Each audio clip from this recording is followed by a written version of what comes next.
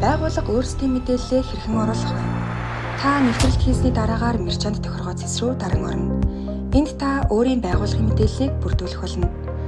Эхлээд ерөнхий мэдээллийн хэсэг.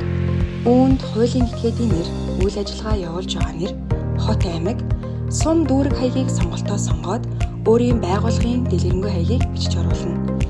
Нэмэлт боломжууд хэсгээс танай байгууллагад үзүүлэх боломжтой нэмэлт үйлчилгээг сонгох боломжтой болно. Дэлгэрэнгүй мэдээлэлд та эхлээд өөрийн байгууллагын логог дугуй дүрсээр хадгалах шаардлагатай. Үүний дараагаар байгууллагынхаа товч танилцуулгыг бичээд дотоод орчин болон хамт олонныхон зургийн сонголтыг оруулах боломжтой. Цахим маяг холбохдоо дараах төрлүүд байх ба хандах шууд холбоосыг хуулж тавина. Холбоо барих мэдээллийг бөглөөд дууссан дараагаар QR мэдээллийн хэсэг гарч ирнэ. Үүнд 2 QR байх ба эхнийх нь танай байгууллагын цаг захиалгын хэсэг байна. Энэхүү QR нь таны байгууллагад заавал аппликейшн ашиглахгүйгээр шууд вебээр хандан цагаа захиалах бүрэн боломжтой болно. Хоёр дахь QR нь таны байгууллагыг шууд аппликейшн дээр дуудах QR байна. Ингээд мерчант тохиргоо бүгдээс дуслаа.